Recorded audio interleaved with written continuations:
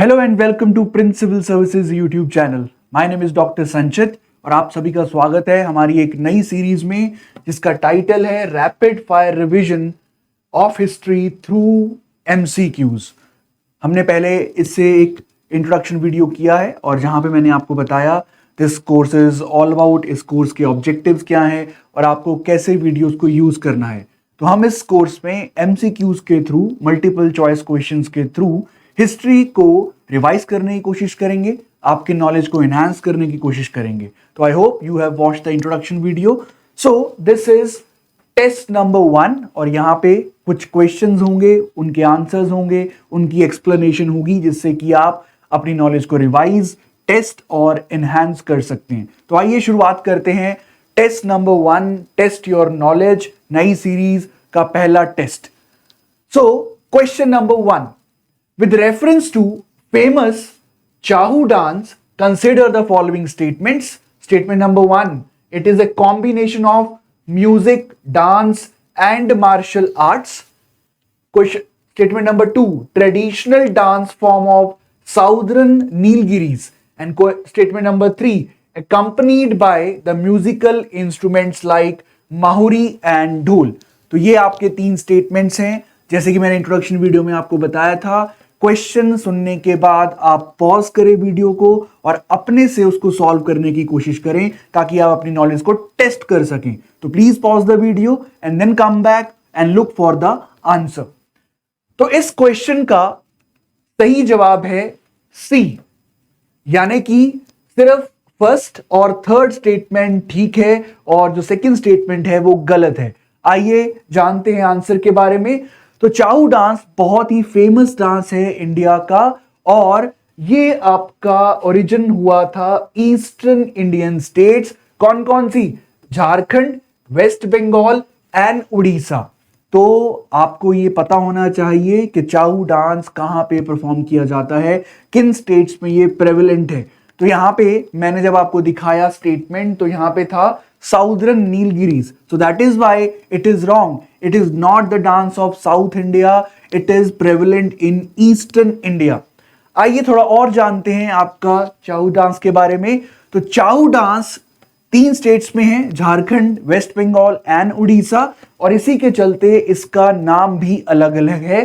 तो बंगाल में इसको पुरुलिया चाहू से नाम के जाना जाता है, बिहार में सरायकेला चाहू और झारखंड में उड़ीसा में इसको आपको मयूर भांज चाहू भी बोलते हैं। तो यहां पे आपको पता होना चाहिए कौन सा चाहू किस स्टेट से बिलोंग करता है। तो आपके लिए एक और क्वेश्चन बताऊं, अब आपको यहां पे इमेज दिखाता हूं। तो यू कैन सी कि इस डांस फॉर्म में बहुत ज्यादा यूज होता है मास्क का। मास्क पहने जाते हैं, मखौटे पहने जाते हैं। तो आपके लिए क्वेश्चन है कि मैंने आपको बताया 3 तरह के चाहू हैं, पुरुलिया, सरायकेला एंड योर मयूर भांज। तो आपको डिस्क्राइब करना है, आंसर देना है इन द कमेंट सेक्शन के किस चाहू डांस में आपका मास्क यूज किए जाते हैं और किस में नहीं किए जाते हैं। आइए और बढ़ते हैं आगे। तो सबसे पहले आपको बता दूं कि ये एक तरह का मार्शल आर्ट ट्रेडिशन से बिलोंग करता है। तो जो लड़ाई के लिए आपकी कला सीखी जाती थी तो वहीं से इसका ओरिजिन हुआ है, और साथ ही साथ इसमें बहुत सारे इंस्ट्रूमेंट यूज किए जाते हैं, mahuri, dhol, dhumsa and so on. So this is the question number 1 और इसी तरह हम क्वेश्चन सॉल्व करेंगे। तो आई होप चाहू डांस के बारे में आपको जरूर पता होगा, कितने तरह का है, कहां से है, कौन सा इंस्ट्रूमेंट यूज किया जाता है and so on. So question number 2, very important question, which of the following were the popular means of mobilization during civil disobedience movement? हमारे फ्रीडम स्ट्रगल में आपके 3 मेजर मूवमेंट्स हुए हैं, that is non cooperation movement, civil disobedience movement and quit India movement. ये तीनों movements बहुत important है। Non cooperation movement, CDM civil disobedience movement and then is quit India movement. Please आपको इनको डिटेल में पढ़ के जाना है, क्या क्या वेज यूज किए गए थे, कौन से लीडर इससे एसोसिएटेड हैं एंड रिजल्ट क्या था एंड सो ऑन।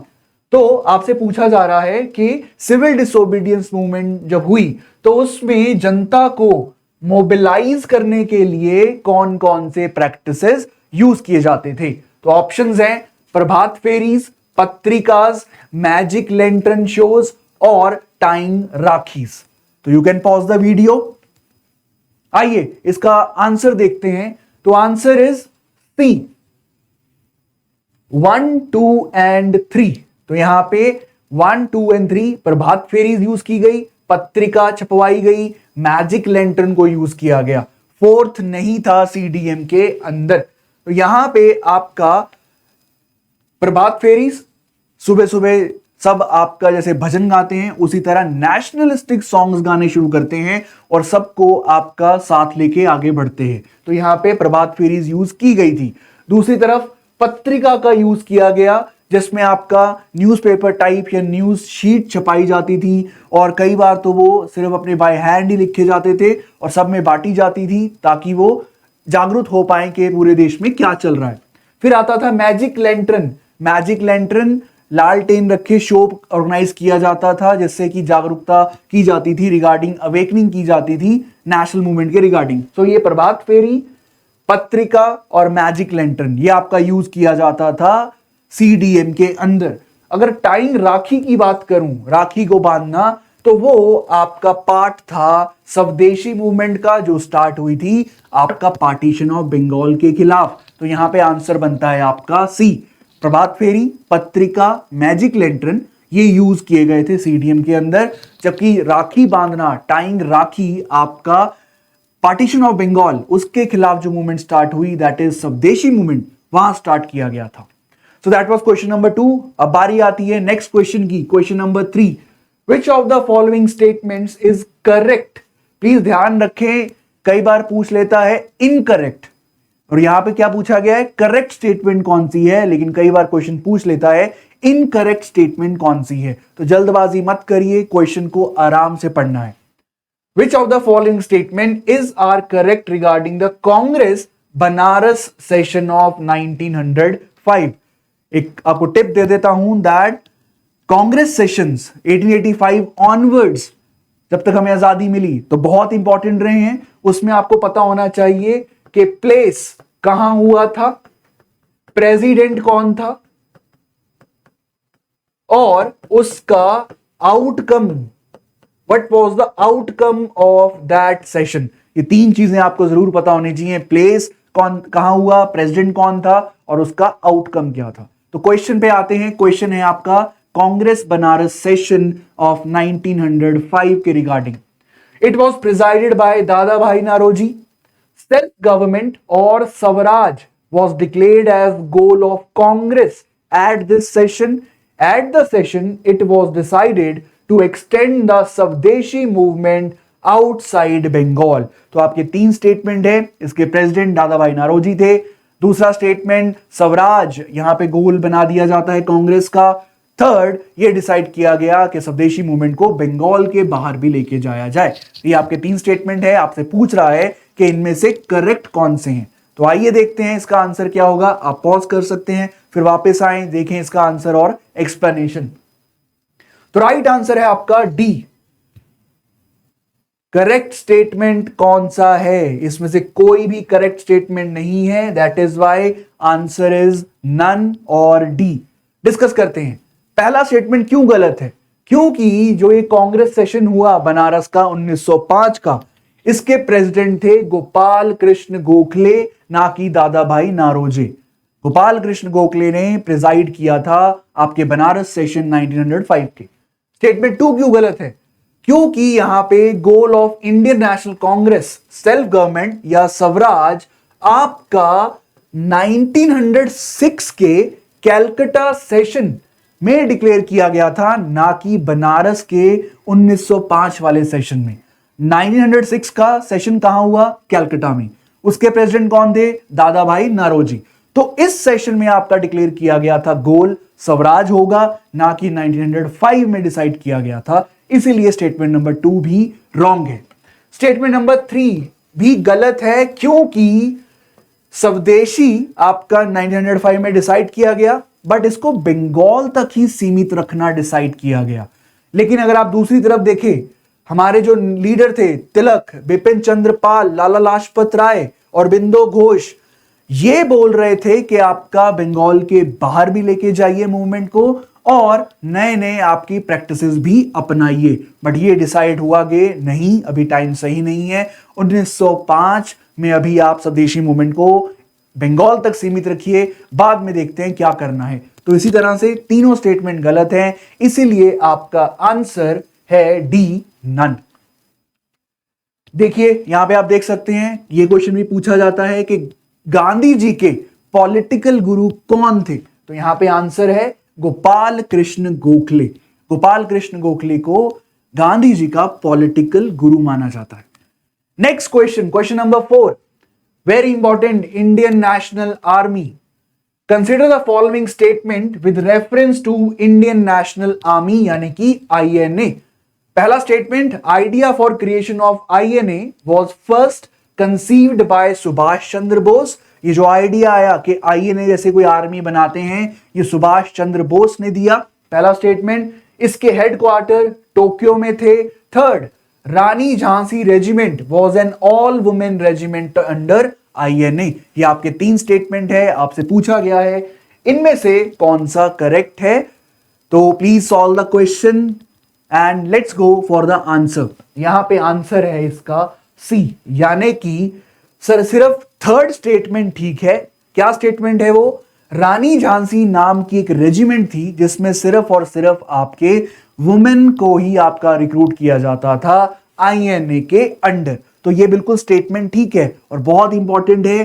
कहीं भी आपका वुमेन का कंट्रीब्यूशन, वुमेन ऑर्गेनाइजेशन, वुमेन के द्वारा चलाया गया कोई रिवोल्ट, रेबेलियन, वो हमेशा इंपॉर्टेंट है। प्लीज आप हमेशा उसे ध्यान से पढ़ें, वुमेन के कंट्रीब्यूशन को, वुमेन के पार्टिसिपेशन को एंड सो ऑन। तो यहाँ पे स्टेटमेंट नंबर 3 सिर्फ ठीक है। What about statement number 1 and 2? ये दोनों गलत है। आइए देखते क्यों गलत है।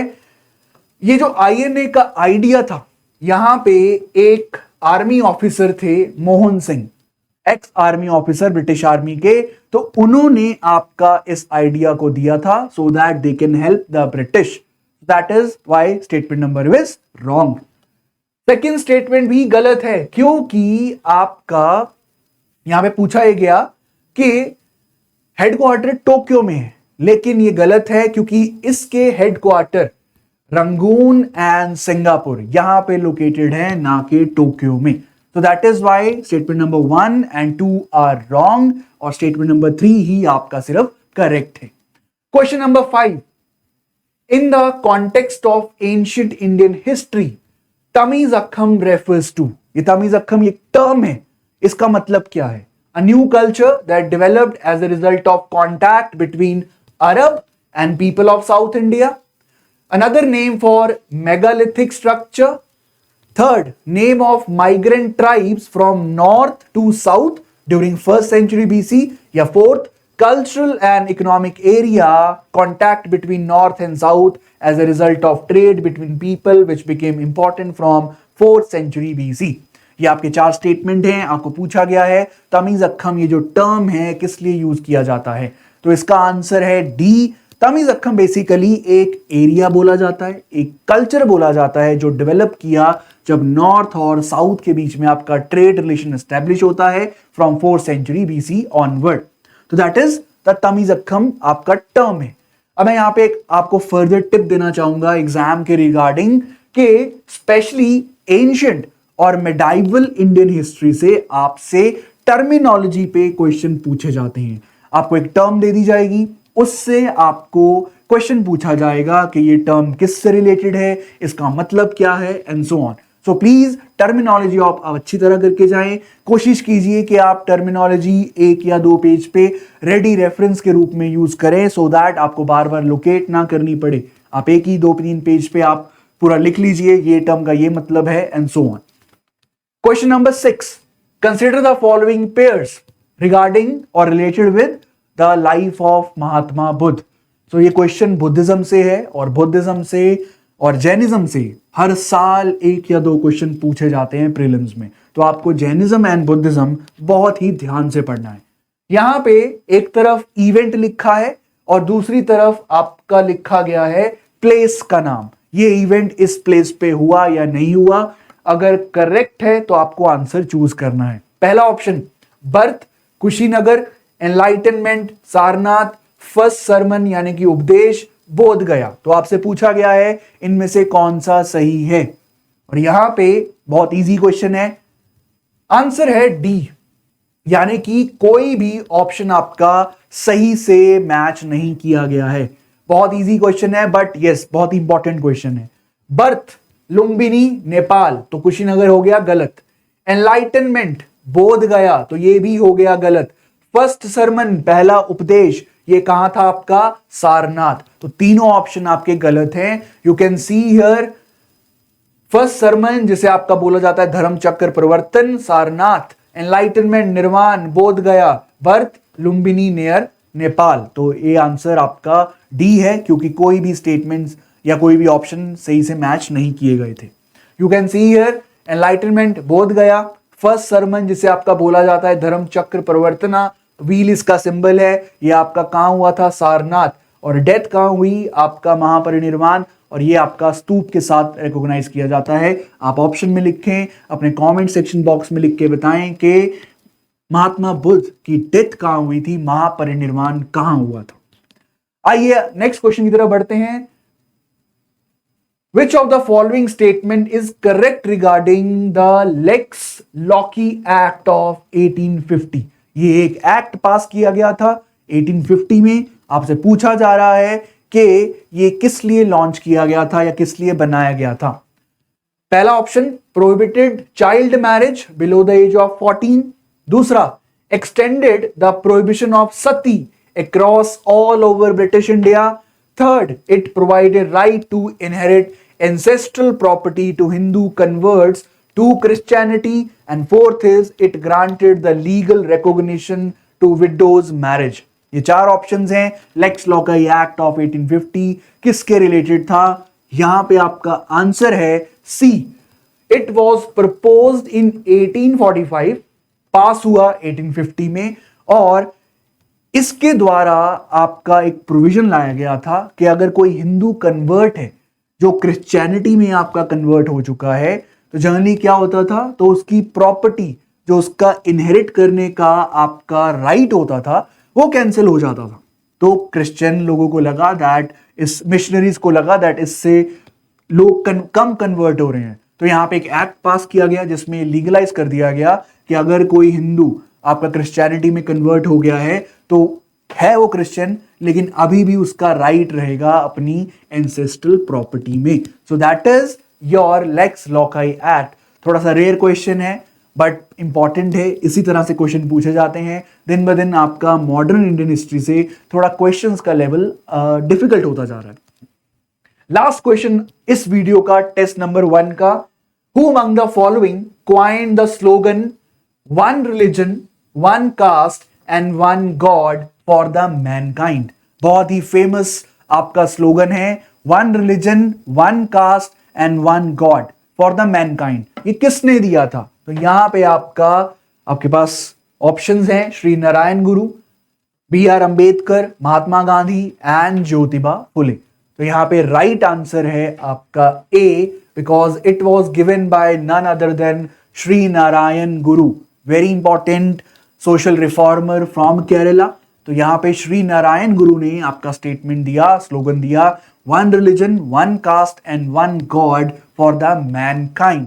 सो this is the test number 1। हमने 8 क्वेश्चंस किए। I hope you have gone all the right answers, but if not तो आपको एक्सप्लेनेशन के थ्रू, आंसर के थ्रू पता लग गया होगा, तो आप पेपर में कभी गलत नहीं होंगे। आप you can go wrong in the test preparation state. बस अच्छा ये होगा कि आप सिर्फ और जब भी आप एग्जाम देने जाएं वहां पे आप गलत नहीं होने चाहिए। So that was the test number 1।